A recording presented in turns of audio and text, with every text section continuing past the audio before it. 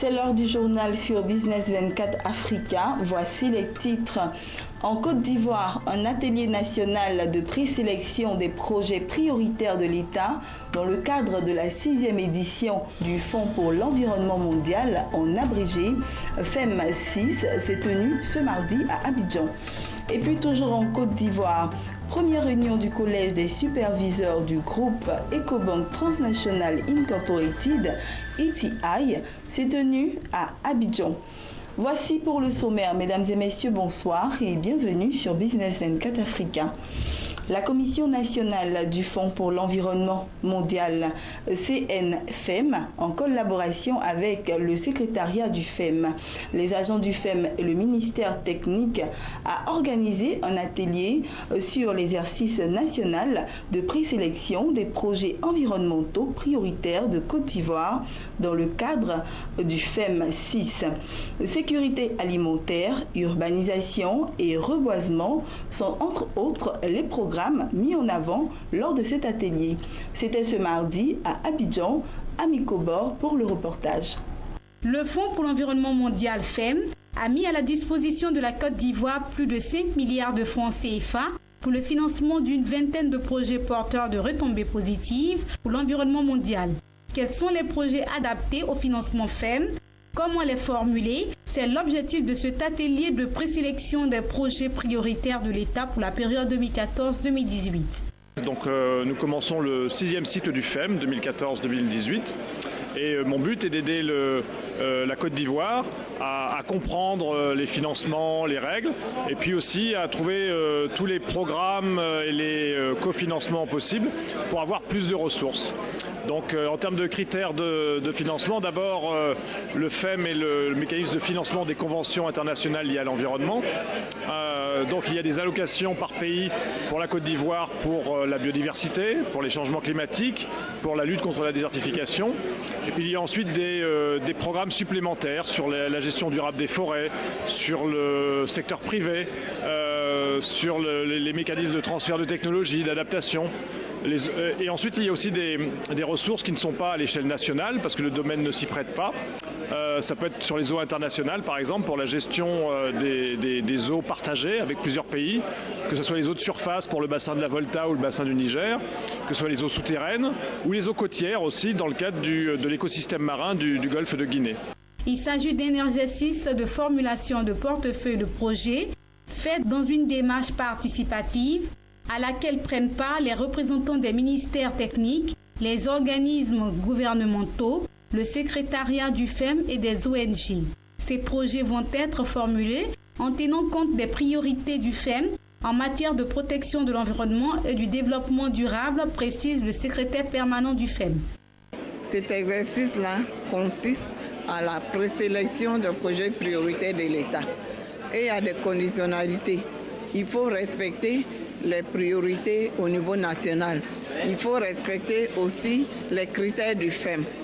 Donc nous avons reçu une série Nous sommes à 22 projets en ce moment et tous ces projets vont être analysés à travers les consultants et toutes les parties prenantes qui sont présentes pour arriver à faire la sélection des projets. On va les numéroter, projet prioritaire numéro 1 jusqu'à la fin. Mais cette présélection se fait aussi en fonction de notre dotation.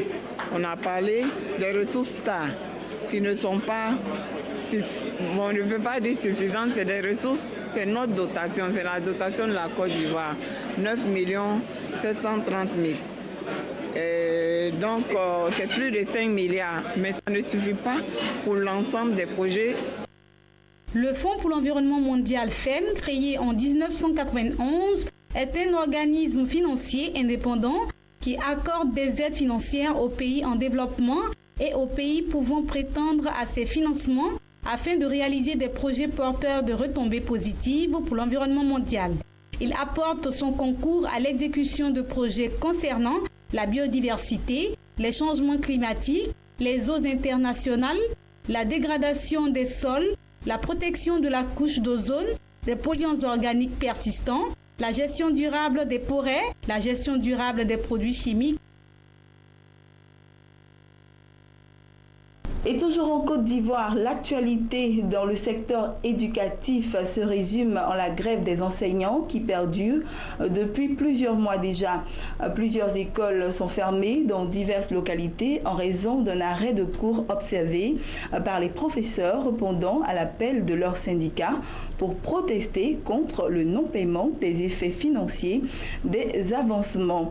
Depuis ce lundi, les professeurs de lycées et collèges observent 3 jours de grève pour protester contre le non-paiement des effets financiers du déblocage des avancements indiciaires à la fin du mois de janvier 2015 et le non-paiement du stock des arriérés dus aux effets financiers du reclassement et de la bonification indiciaire. Lycées et collèges publics, mais aussi grandes écoles et universités publiques. Depuis hier, certains élèves et étudiants sont entrés dans la danse. Des heurts ont été signalés dans plusieurs villes de l'intérieur du pays. Continuons toujours ce journal en images.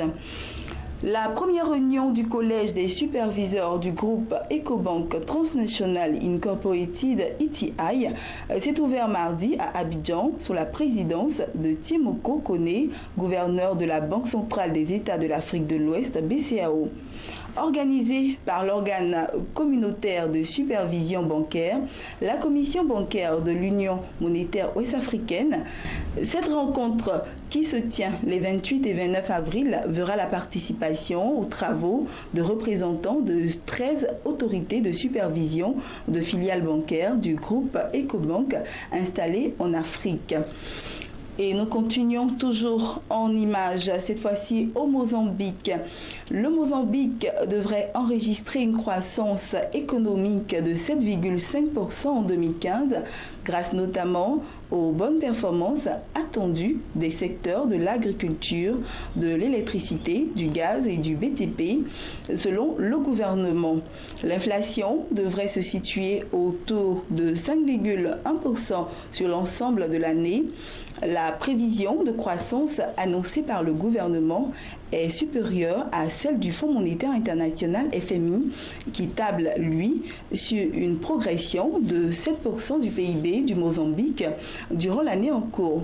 Maputo avait annoncé en février dernier que l'économie mozambicaine a enregistré une croissance de 9,6% en 2014, soit un taux plus élevé que les 7,7% initialement prévus. Et terminons avec cette information en images. Le groupe bancaire panafricain Ecobank Transnational Incorporated a publié ses comptes pour l'exercice 2014, faisant ressortir un bénéfice avant impôt de 434 millions de dollars en hausse de 13% comparé à celui de 2013.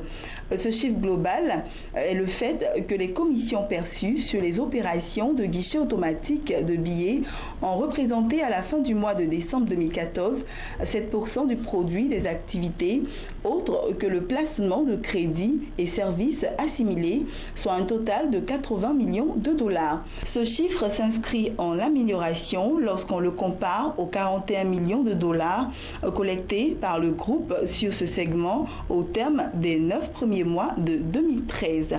Et ceci met un point final à ce temps d'information. Bonne suite de programmes et surtout, portez-vous bien.